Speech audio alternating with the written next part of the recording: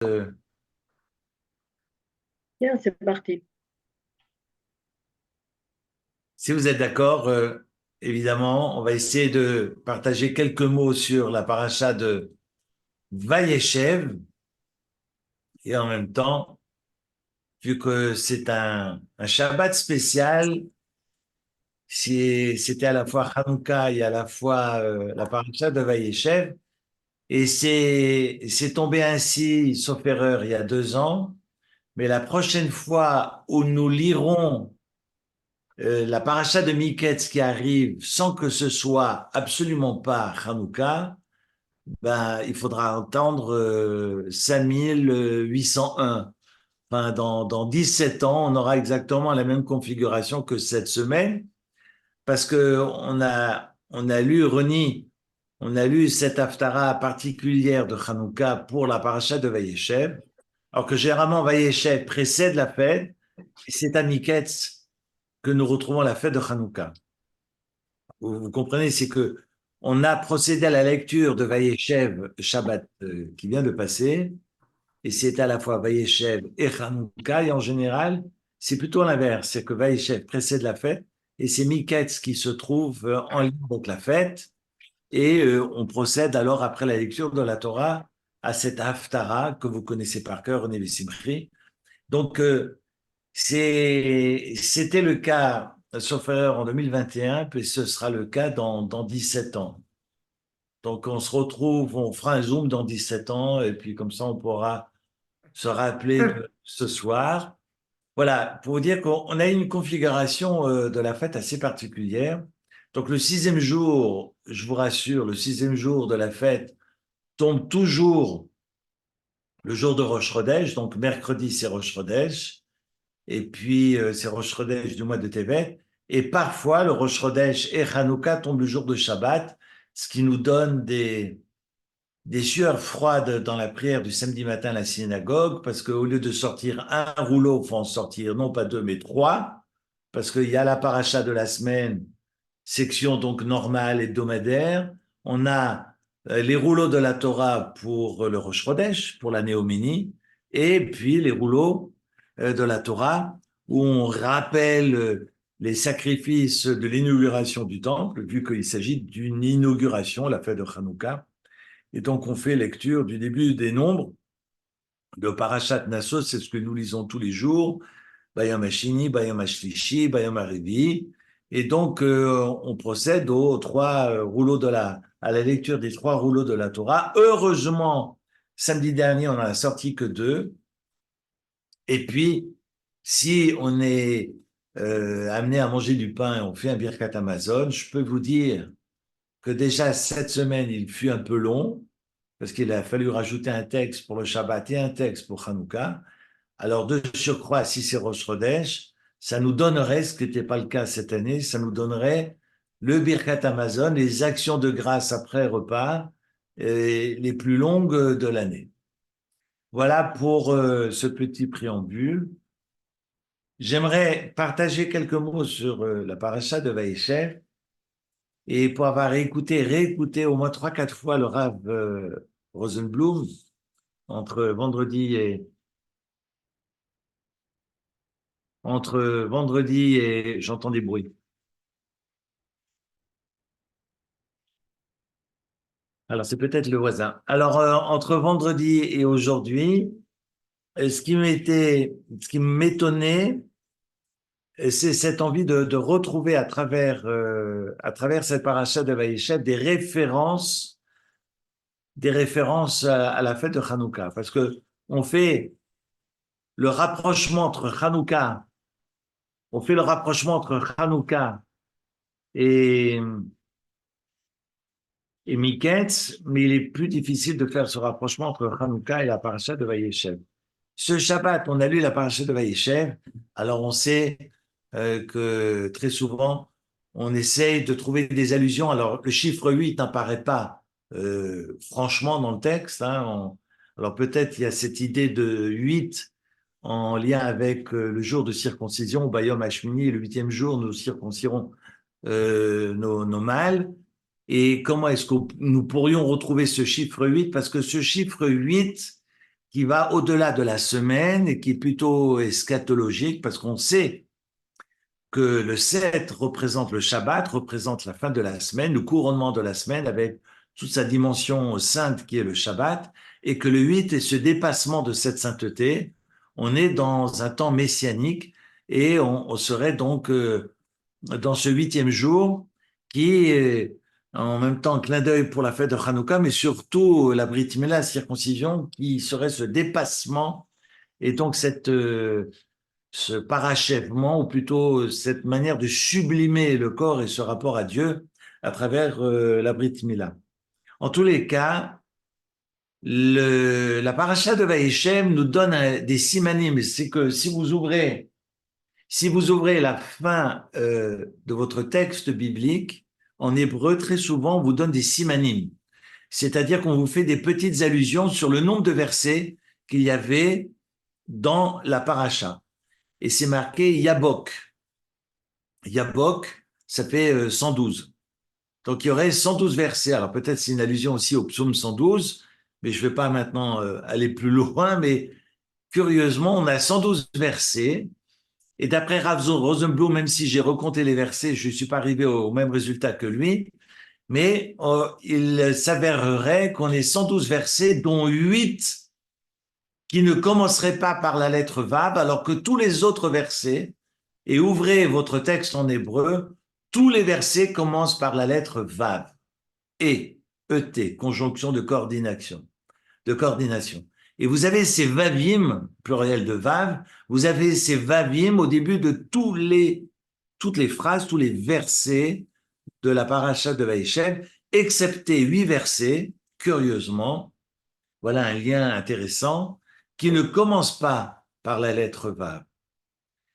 Et les Vavim, quand on dit Vaï, c'est souvent en référence avec des passages funestes, tragiques. Oi, Vaï, Voï, ce sont ces Vavim de la Torah qui augurent évidemment tout ce qu'il y a de plus mauvais de l'histoire. Et à travers et au milieu de ces Vavim, il y a 8 versets qui dépassent cela et qui feraient peut-être référence à ces 8 soirs de Hanouka dans la paracha de Vaïshem. En fait, pourquoi on essaie de s'arracher les cheveux pour trouver des rapprochements? Parce qu'on sait très bien que la fête de Purim, qui est le carnaval, comme la fête de Hanouka, on sait que le carnaval, que la fête de Purim, l'histoire de la reine Esther s'est passée autour de moins 450. Enfin, on avait déjà reconstruit le second temple, mais le peuple d'Israël, dans sa majorité, habite en Perse, ne retournera pas en Israël, même si après avoir réussi à exterminer Aman qui voulait détruire le Ham Israël, finalement c'est l'arroseur arrosé et c'est lui et ses fils qui seront pondus. On pouvait imaginer à travers la Megillat Esther que, eh bien, que le peuple dans ce sursaut, dans ce réveil spirituel, dans ce sursaut spirituel, prendrait leurs bagages et quitterait Genève, pardon, quitterait la Perse pour retourner vivre en Israël. Et ce ne fut pas le cas. Peut-être c'est une des raisons pour laquelle un jour quelqu'un m'a dit, on porte des masques à Purim pour cacher notre tristesse. Alors qu'on est dans un carnaval, mais pour cacher notre tristesse de ne pas être retourné en Israël. Intéressant. En tous les cas, je ne vais pas maintenant épiloguer sur la fête de Purim. Hanouka s'est passé autour de moins 165, donc elle est plus tardive, mais ce sont 2 fêtes rabbiniques qui n'ont pas aucune institution thoraïque, qu'on ne retrouve pas, vu que chronologiquement, historiquement, évidemment, ce sont des fêtes beaucoup plus tardives, qui en lien avec des événements plus tardifs, et donc à bien après la destruction du premier temple. Et donc, on est dans des institutions rabbiniques, nos sages vont donc imposer 2 fêtes qui, comme le souligne Maïmonide, qui sont des fêtes eschatologiques. Hanouka, on est sous domination gréco-syrienne et on veut détruire spirituellement le peuple d'Israël, non pas les exterminer physiquement, mais dans cette hellénisation de la région, on refuse et on défend le peuple d'Israël de fêter le Shabbat, de fêter le Rosh Chodesh, de lire dans la Torah, de procéder à la circoncision. Donc, c'est dire qu'on va essayer de les assimiler, de les absorber à la civilisation grecque. Évidemment, rien de fille, mais on est sur une on, on sort finalement ces juifs de leur méla et de leur ghetto pour essayer non pas de les intégrer, mais de les absorber, de les assimiler. Et pour moi, évidemment, c'est une dénomination péjorative, parce que si ils s'intègrent, ils peuvent rester eux-mêmes, alors que si on les assimile, et c'est un peu le discours qu'on entend dans l'extrême droite, en France, si on les assimile, c'est pour justement lotir tout le monde à la même enseigne, un système de planification, et on tient à ce que ces juifs ressemblent aux Grecs et à la civilisation ambiante. C'est pas le cas pour rien, parce qu'on veut tuer physiquement l'âme Israël. On veut les effacer physiquement de la surface de la terre. On est sur deux fêtes où une fois on va essayer de les détruire spirituellement, et dans la fête du Purim, de les détruire physiquement. Et on fera des fêtes pour justement marquer la victoire juive, ce triomphe de cette volonté d'absorption. Et dans cette hellénisation, ces Hashmonaïm, c'est une poignée de prêtres, hein, ils sont à peine une centaine autour de Judas Maccabée, réussiront à repousser plus de 150 000 hommes. On est dans une miracle, dans une victoire et un miracle, dans une victoire militaire sans pareil. Et c'est très intéressant parce que la fête de Hanouka va surtout mettre le doigt sur un miracle que personne n'a vu à part les prêtres qui sont dans le Saint, c'est-à-dire dans la maison de Dieu, du temple de Jérusalem. La victoire militaire, tout le monde l'a vu, parce que l'occupant est parti, alors que la fiole qui va durer, la lumière qui perdure, au-delà du temps qui lui était fixé, est d'ailleurs un miracle extraordinaire, mais personne n'est témoin. Les seuls témoins oculaires, ce sont les prêtres. Mais c'est ce miracle qu'on va retenir. Loin de nous de faire l'apologie des armes et de la guerre. Certains diront, si sur 8 soirs d'allumage, il y a un miracle autour des 7 soirs qui ont suivi le premier, parce que finalement la lumière ne pouvait tenir qu'un seul soir, donc il y a 7 jours de miracle et non pas 8. Donc le premier jour serait la victoire militaire, la célébration de cette victoire militaire. C'est une lecture, mais c'est pas une lecture partagée par tous les sages. Voilà, en tous les cas, une fête où on célèbre la lumière, le triomphe de la lumière, et comprendre finalement que c'est la fin, à travers ce triomphe-là, eh bien la fin de la domination grecque de 180 ans de domination du Melech Yavan. Melech Yavan, le roi de la Grèce, donc la Grèce antique, qui gouverne cette région du monde, en l'occurrence le pays d'Israël, pendant 180 ans. D'où est-ce qu'on le sait? 180. Alors vous allez me dire, oui, c'est le rêve de Jacob. D'accord? Mais d'où est-ce que le Midrash le déduit? C'est intéressant parce que les sages discutent sur ces périodes. On sait que dans le rêve de Jacob, il va avoir cette échelle, Olim Yordimbo, de ces civilisations qui montent et qui descendent. Hein, on a toutes ces symboliques et comprendre que aussi à travers ces anges qui montent et qui descendent, on y voit également ces civilisations successives qui domineront le peuple d'Israël. D'abord la Babylonie, qui s'élève pendant 70 ans et qui redescend et qui disparaît. Ensuite, Med, Madaï, qui monte, arrive au zénith, va dominer pendant 52 ans, redescend et disparaît. Et ensuite, Melech Yavan, la Grèce, qui monte 180 ans et qui redescend et disparaît. Et pour finir, Édom, quatrième domination du peuple juif par Édom, et Édom qui ne redescend pas.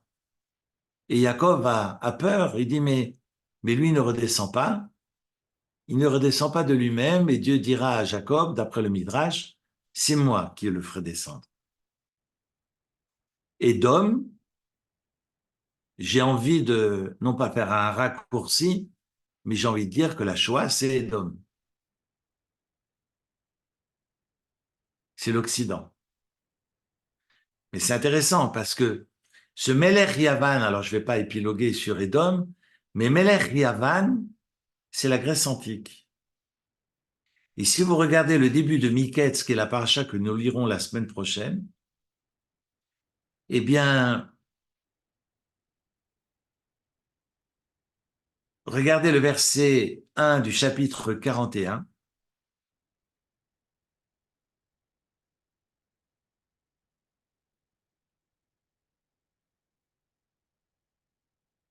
Le Rokach nous explique que on a à la fin de chacun des 4 premiers mots, Vayihi Miketz Shenataim Yamim, et ce fut à la fin de 2 ans, de prison, parce que Joseph est encore en prison, parce qu'il est allé dire au maître échanson, si tu sors, rappelle-toi que je suis toujours en prison et fais en sorte que je puisse sortir. Ah, tu comptes sur le maître échanson pour sortir de prison et tu ne comptes pas sur Dieu, donc tu vas y rester encore 2 ans supplémentaires. C'est fou ça, hein? La question du bitachon, j'ai confiance en l'homme pour sortir de prison et je n'ai pas confiance en Dieu. Tu vas rester 2 ans supplémentaires. Et c'est le début de la paracha qui nous dit Vayihi, et ce fut Miket Shnataim Yamim, on va relater le rêve de Pharaon. Et Pharaon, Cholem Vine Omed Alayor, il rêve qu'il est debout sur le Yehor, et Yehor, la Shon Or, et on sait Or Zarwa la Tzadik, que Or, c'est également le surnom de Yosef, qu'il domine et qu'il est au-dessus de Yosef à ce moment-là.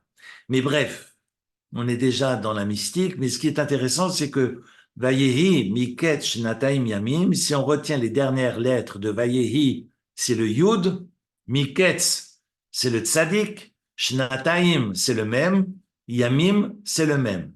Les 4 premiers mots du premier verset du chapitre 41. Yud, c'est 10, Tzadé, c'est 90, ça fait 100, même c'est 40, 140, et Yamim c'est aussi même, ça fait 180. Mais pourquoi 180 ans? Pourquoi finalement Melech Yavan doit dominer l'histoire juive de 180 ans? Alors, le Meshech Chochma, Rav Meir Simcha Dedvinsk, un grand commentateur de la Torah, nous explique, on aura l'occasion de parler du Meshech Chochma, c'est le nom qu'il a donné à son livre, nous enseigne que, et je le répéterai souvent, qu'il y a 2 fautes capitales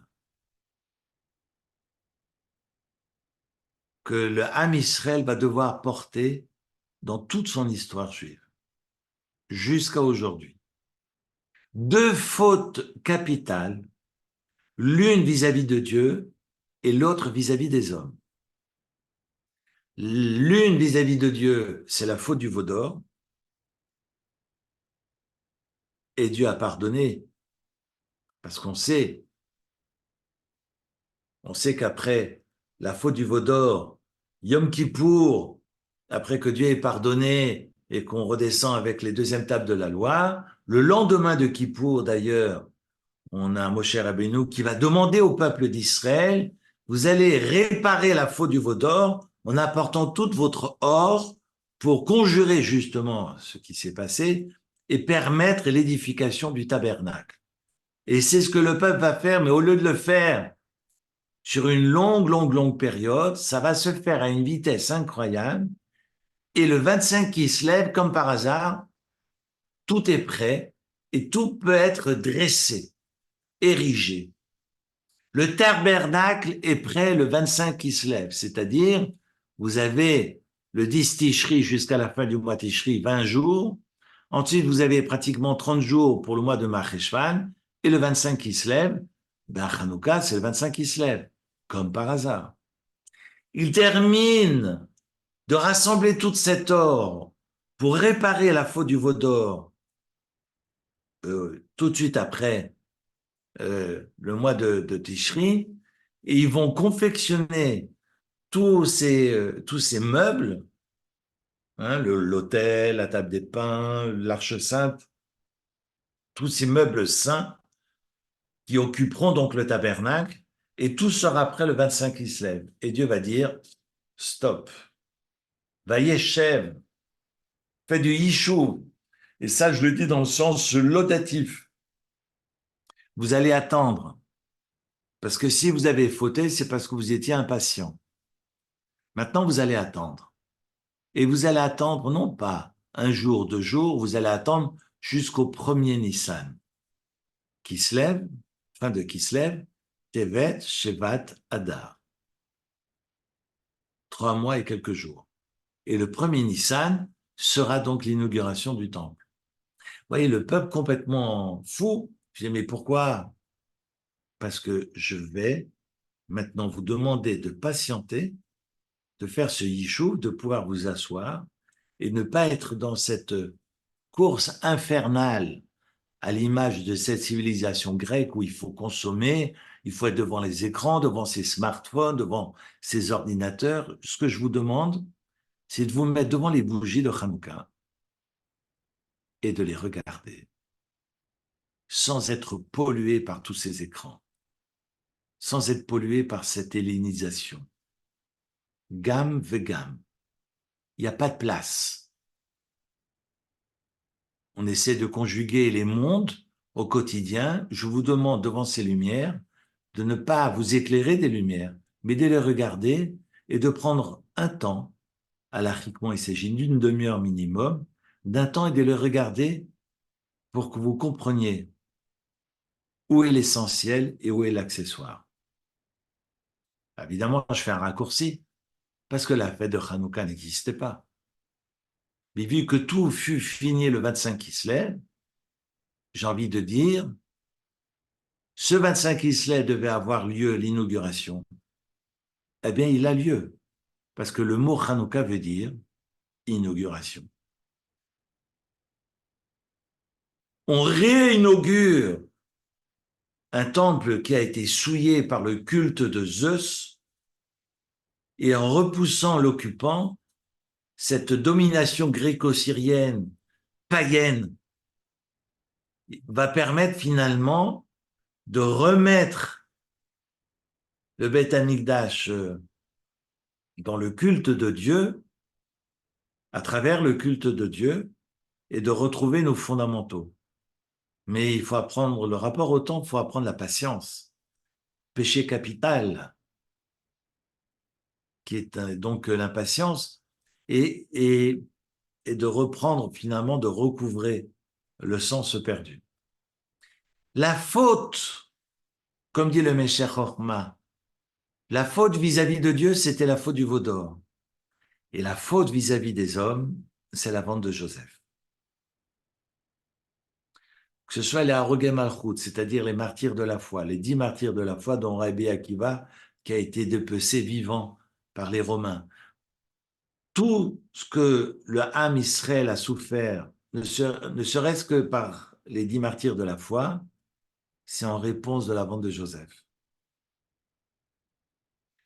La vente de Joseph, il faut la comprendre. Mais c'est la question de la solidarité, c'est la question de l'unité, c'est la question de la jalousie aujourd'hui et de l'envie.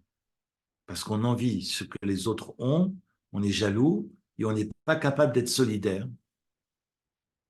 Et c'est le problème de la vente de Joseph, mais c'est notre problème aujourd'hui. Parce que tant qu'on ne sera pas solidaire, malheureusement, eh bien, Dieu nous le rappellera. Dieu nous rappelle où sont les fondamentaux. Et la solidarité, pour moi, c'est un paradigme. Toute la Torah est là pour recouvrer de l'humilité.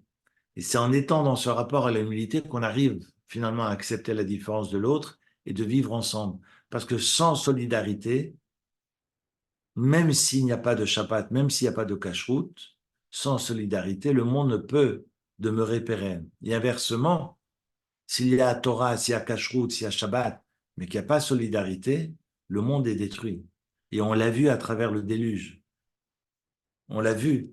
Parce que l'objet du déluge, c'est vraiment la question de l'unité, de la solidarité, du souci du bien d'autrui sans attendre de retour, qui est valeur fondamentale et qui traverse l'ensemble de la Torah. 180 échelons qui représentent le Melech Yavan, finalement, ce sont ces 180 années euh, dominées par la civilisation grecque et qui va donc marquer, euh, la fête de Hanouka, que célèbre Hanouka. Et c'est intéressant parce que ce Siman Yabok que le Roquer fait sur la paracha de Vaïchel, qui aurait 8 versets, est allé chercher également dans la Migla de Ruth quels sont le nombre de versets qu'il y a dans tout le livre de Ruth. Il y aurait 85 versets. Et curieusement, tous les versets commencent par la lettre Vav, sauf 8 versets, comme par hasard. Pourquoi? Pourquoi la Megillah de Ruth? Parce qu'on sait que Ruth est la première à s'être convertie chez les femmes, Yitro chez les hommes, et chez les femmes, c'est Ruth, et 8 versets qui marquent effectivement Shmona Yemei Mila, c'est cette dimension qui va au-delà de la nature, qui est dans non pas l'ordinaire, mais l'extraordinaire, et qui désigne finalement le rapport à la Mila, mais c'est le rapport au 8e jour.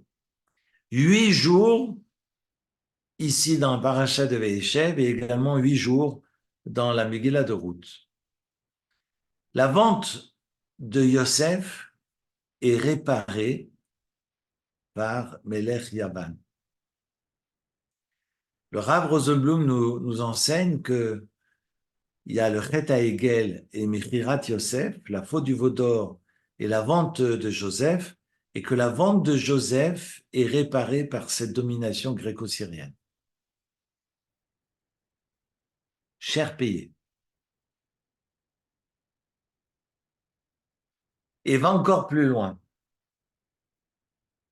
Parce qu'on nous enseigne dans la paracha, et c'est la raison pour laquelle j'ai voulu chercher des allusions dans le texte de la paracha de cette semaine, et on apprend que Yosef est vendu pour 80 pièces d'argent, Esrim Kassef pour 20 pièces d'argent.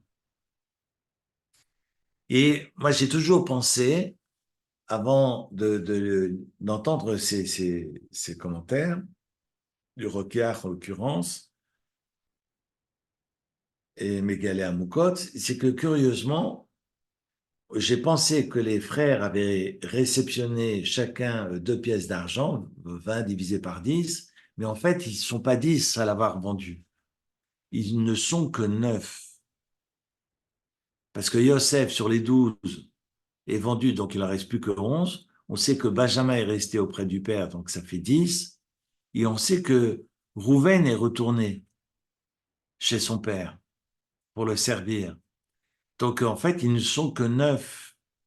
Ils ne sont pas 12, ils ne sont pas 10, ils sont 9. Et ils n'ont pas reçu 20 pièces d'argent, ils ont reçu chacun 20 pièces d'argent. Et si chacun a reçu 20 pièces d'argent, 20 fois 9, ça fait 180.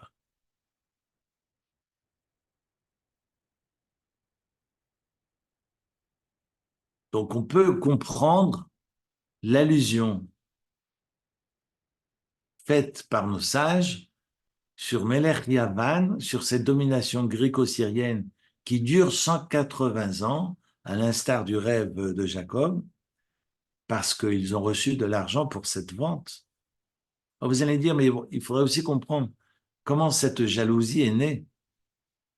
On a un texte, alors je reviens je reviens au début de la paracha.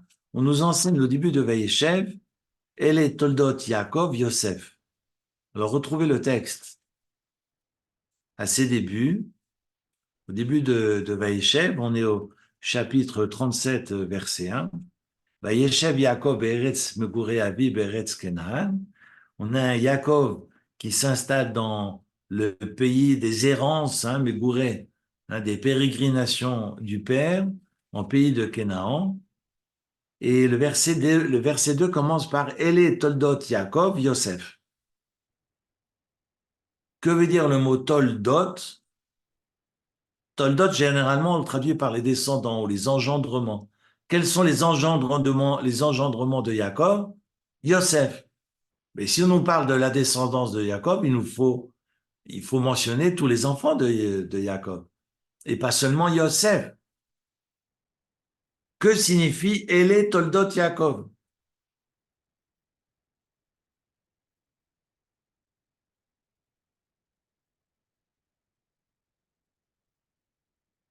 J'ai le Rashi sous les yeux, je vous invite à le lire si vous avez la traduction.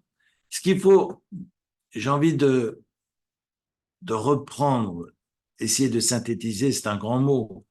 Mais Toldot ici ne signifie pas les générations à venir, mais je traduirai Toldot par histoire. Ele Toldot Yaakov, c'est quoi l'histoire de Yaakov? C'est Yosef. Mais l'histoire, c'est-à-dire en qui Yaakov se reconnaît pour promulguer, pour prolonger son histoire, c'est Yosef. Parce qu'on sait que finalement, dans l'histoire juive, il y aura toujours une grande difficulté sur le plan horizontal, à conjuguer horizontalement, pas verticalement. Parce que la transmission parent-enfant est réussie depuis le sacrifice symbolique du père par Abraham. On sait que le sacrifice d'Isaac, où le fils demande mais il est où l'agneau et le père dira ah, ben Dieu montrera l'agneau mon fils, c'est sous-entendu que c'est toi. Ce jeune gamin de 37 ans accepte d'aller jusqu'au bout, mais qu'au final Dieu va retenir Abraham et demandera à Abraham d'aller tuer non pas un agneau mais un bélier.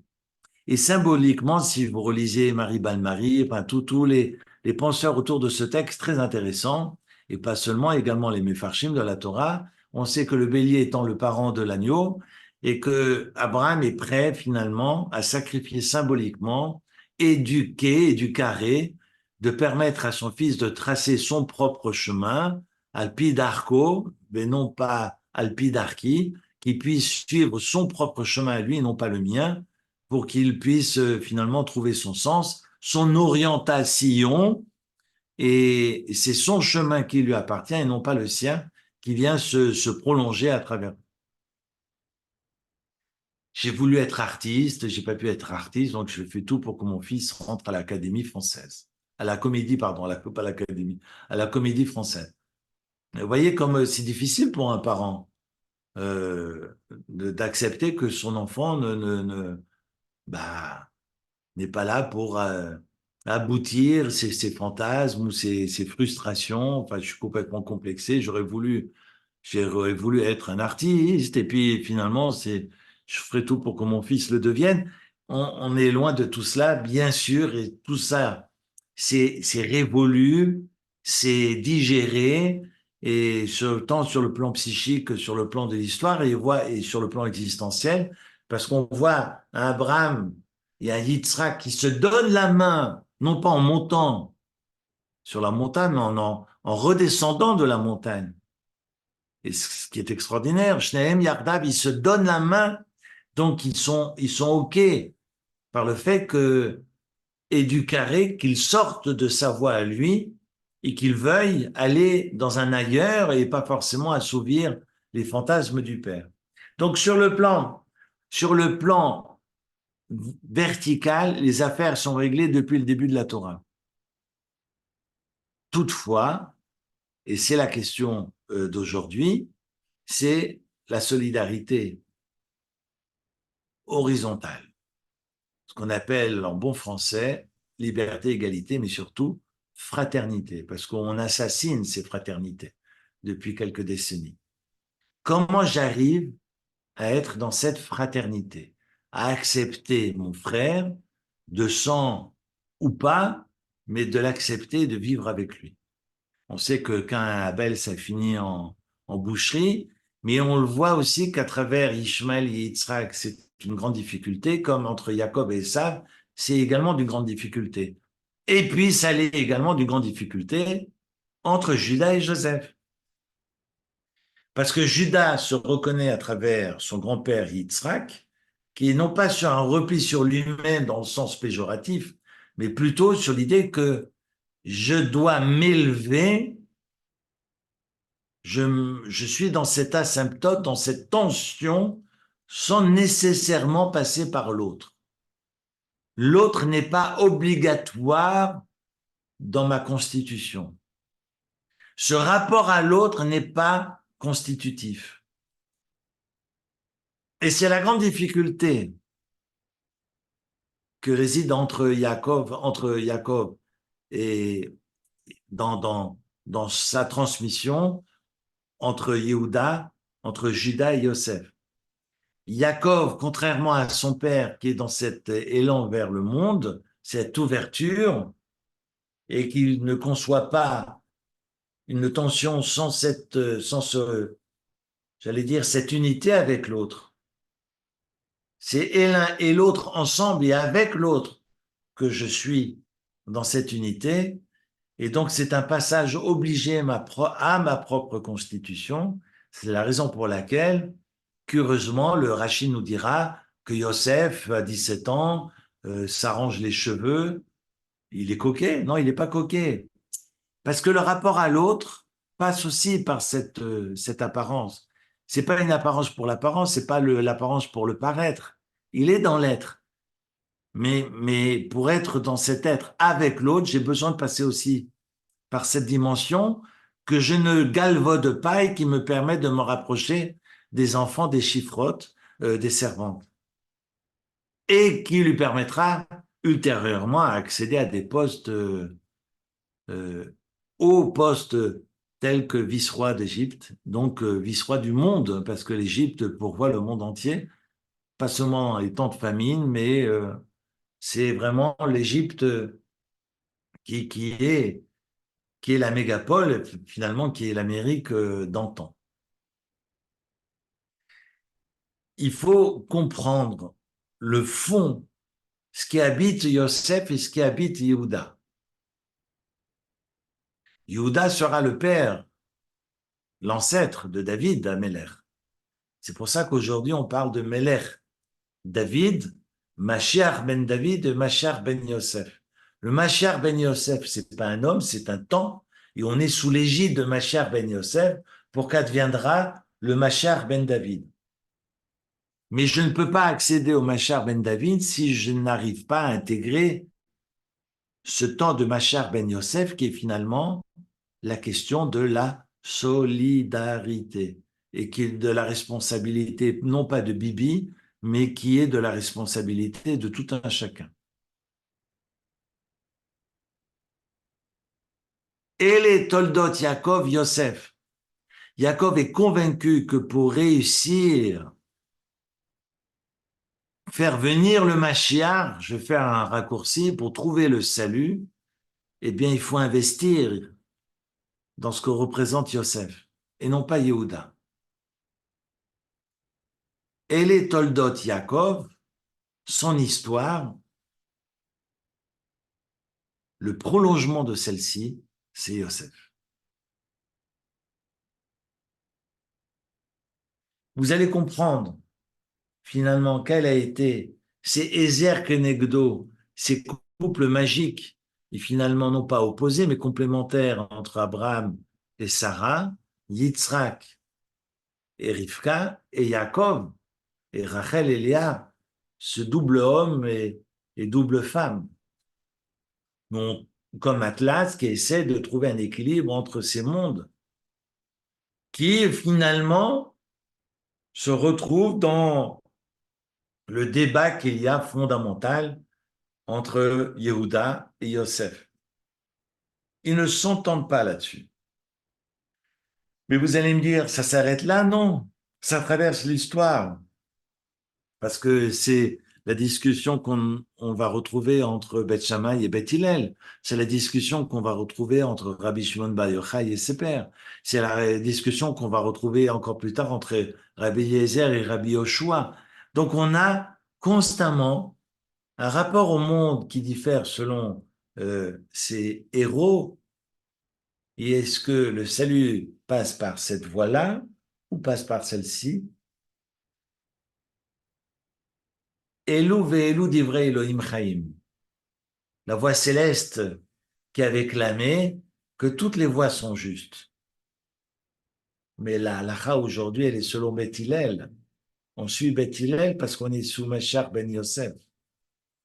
On est sous cette égide, non pas de la facilité, mais de ce rapport à l'autre qui est un passage obligé à sa propre réalisation. Et les Toldot Yaakov, Yosef. Et on nous dit qu'il est coquet. Rachid nous dit pourquoi il s'arrange. Il est coquet. Oui, mais que ça veut dire qu'il est coquet? Et on a Yosef alors qui veut absolument être dans ce rapprochement parce qu'il a très bien compris que s'il n'y a pas de rapprochement et s'il n'y a pas de solidarité, le Machar ne peut arriver. On a évidemment un Yaakov qui comprend très bien ce qui se passe et qui va demander à Yosef, qui est à peine âgé de 17 ans. D'ailleurs, c'est intéressant parce que quand on chante Chagadia, Chagadia le soir de Pessah, Chagadia, Chagadia, Zabina Babit, Rezouze, Chagadia, Chagadia. Quand on chante l'histoire de cet agneau qui a été vendu pour 2 pièces d'argent et puis qui a été mordu par le chat, ensuite mordu par le chien, ensuite frappé par le bâton, on, on sait que finalement le fin mot de l'histoire, c'est Dieu qui domine et qui est le créateur et qui demande à la créature de rester à sa place de créature. Mais Gedi, Gimel Dalet Yud, à pour valeur numérique, 17. En fait, on fait référence à notre Yosef à nous. Chaggadia est l'histoire de Yosef. Après, vous allez me poser la question, alors le chat représente quoi? Le chien représente quoi? On sait que le chien représente Pharaon parce qu'il y a des références bibliques là-dessus, mais on aura l'occasion peut-être d'y revenir. Mais voyez que c'est pas juste une histoire de jalousie, c'est vraiment une lecture du monde et de savoir finalement, il est où le salut? C'est quoi ma mission? Et voilà que on est dans une épreuve assez particulière. Jacob a demandé à Yosef, s'il te plaît, s'il te plaît, va chercher tes frères, qui curieusement sont partis faire paître les animaux à Shechem. Faut le faire. Une ville assez emblématique parce que ça finit en carnage de par Shimon et Lévi. On avait lu ça il y a 10 jours. Et donc, on apprend par le Midrash qu'avant leur séparation, Yaakov et son fils Yosef étaient en train d'étudier. Vous voyez, la révélation n'est pas là, mais l'oralité précède la loi écrite. La loi orale précède la loi écrite, précède les Écritures saintes. On sait que Yaakov, comme son père Isaac ou Abraham, vont étudier à la yeshiva, ils vont réfléchir, ils vont méditer, ils vont philosopher, ils vont faire de la Gemara, ils vont étudier le Talmud, d'une certaine manière, parce que c'est ça la tradition orale. Et on sait que Yaakov et son fils vont réfléchir sur les conséquences de ce qu'on appelle la Egla Roufa. Alors de quoi il s'agit? Eh bien, c'est l'histoire, à la fin du Deutéronome, l'histoire d'un halal, l'histoire d'un cadavre qu'on trouve sur le chemin. Vous connaissez parce qu'on en a parlé l'année dernière. Et on ne connaît pas et on ne trouve pas l'assassin, donc on va essayer de mesurer la ville la plus proche. et on va procéder à un cérémonial. On demandera aux responsables religieux de la ville la plus proche de venir se laver les mains et on va procéder à l'abattage de cette génisse. Et puis, ces hommes, ces pieux diront, le sang de cet homme, nous ne l'avons pas versé. Évidemment, le texte talmudique dira, mais comment est-ce qu'on peut demander à des responsables religieux de dire, nous n'avons pas commis cet assassinat? Quel rapport? C'est pas ces barbus qui auraient assassiné de toute façon ce pauvre homme qui jonche à même le sol. Et donc, ce cadavre, on ne connaît pas l'histoire, on n'a pas retrouvé l'assassin, et puis donc on va procéder à une cérémonie. Et pourquoi les sages diront nous ne l'avons pas tué?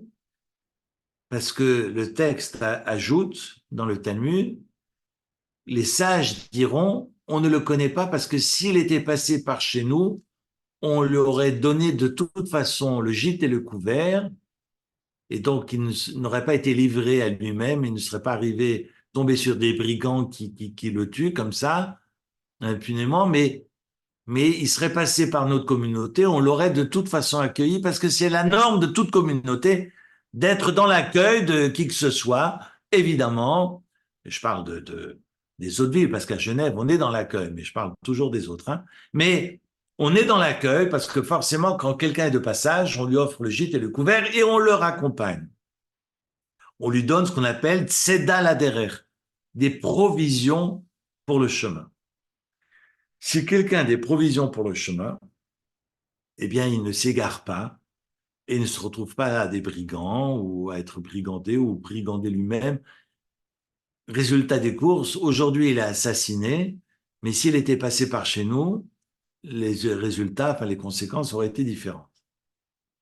Mais ça, cette question de la Egla Roufa, on en reparle dans 15 jours parce que le passage est extraordinaire dans la rencontre de Joseph et son père après disparition de 22 ans. Mais voilà que le père dit à son fils, alors qu'ils sont en train d'étudier le texte de la Egla Roufa, je t'envoie chercher tes frères, et ça sous-entendrait, vu qu'ils sont en train, d'après le Midrash, d'étudier ce passage-là, que le Tzedal Aderer, il le possède. Autrement dit, il a des provisions pour pouvoir s'en aller.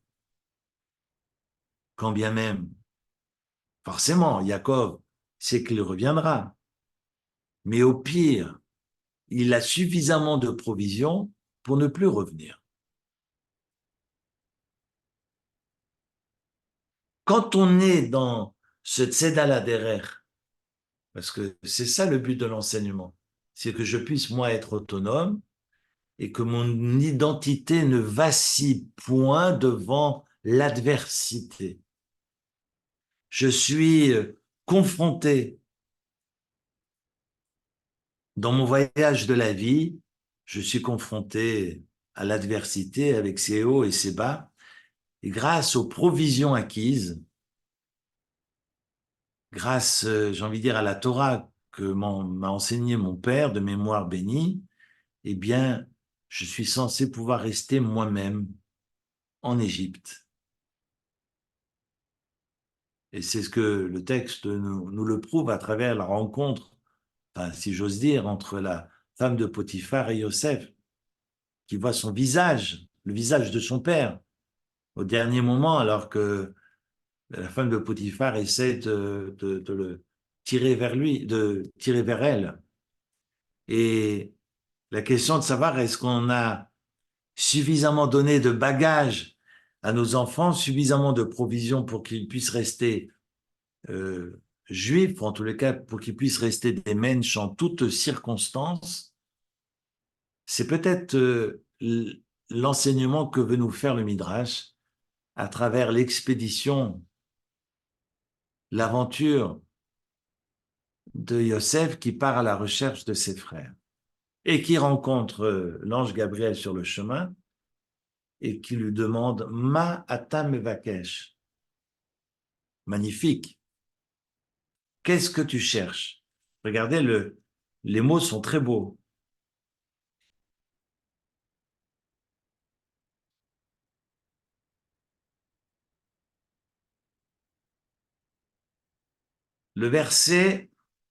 regardez le verset 15 du chapitre 37. Un homme le rencontra alors qu'il errait dans le champ. Et l'homme lui pose la question, que cherches-tu? Et il répond, Et achai anochi mevakesh. Vous savez que veut dire le mot levakesh? Levakesh, ça veut dire demander. Demandez. Si vous êtes en Israël et on vous dit Mata mevakesh, qu'est-ce que tu demandes? Qu'est-ce que tu... Levakesh, c'est demander, c'est questionner. Mais levakesh, c'est plus que demander. Levakesh signifie dans la Torah la recherche du but ultime, le sens de la vie. C'est quoi ton sens de la vie? Raison pour laquelle, quand on récite les actions de grâce, nous disons à la fin Nahar hayiti, gam zakanti velo raiti, tzadik neza vezaro, מבקש לך. mevakesh lachem. J'étais enfant, j'étais âgé, je n'ai jamais vu un juste comme sa descendance, mevakesh lachem, demander du pain. Mais bien sûr que même si j'ai une grande barbe, j'ai besoin de pain, il faut bien que je mange. Non, les vakesh, ça veut dire le but de ma vie. Je n'ai jamais vu un tzaddik, c'est-à-dire quelqu'un de juste, de profond, de sage, qui a pour but de la vie manger. Je ne vis pas pour manger, j'ai besoin de manger pour vivre. Mais le but de ma vie, c'est pas le pain. D'ailleurs, le pain et le rêve, ce sont les mêmes lettres, Halom et Lettrem. Hein. J'ai fait un texte là-dessus il y a 3 semaines. Mais vous voyez que les Vakesh Lachem, on récite dans les actions de grâce après avoir mangé le repas, mon but, ce n'est pas de manger. Donc, que demande l'ange à Joseph? Ma ata mevakesh, et achai anochi mevakesh. C'est quoi le but de ta vie, Yosef? Le but de ma vie, c'est la fraternité. Et achai, ce sont mes frères, anochi mevakesh, que je recherche. Je sais qu'on n'est pas d'accord, mais c'est parce qu'on n'est pas d'accord que je suis qui je suis, que eux sont qui ils sont, et qu'on doit justement apprendre à vivre ensemble. C'est ça la fraternité. Et c'est comme ça qu'on est solidaire et qu'on peut permettre de retrouver la paix en Israël. Sur ce, je vous souhaite une bonne semaine et de très très belles fêtes de Hanouka avec beaucoup de lumière et beaucoup d'espérance. Merci Eric. Merci beaucoup. Merci Un grand beaucoup. merci, Merci Eric. beaucoup, Eric. Merci, Toda Rabba, Eric. merci pour Merci, ce Eric. riche enseignement. חג שמח. חג שמח. Sameach. Merci beaucoup, Chag Sameach. Merci. Merci beaucoup, Chag Sameach.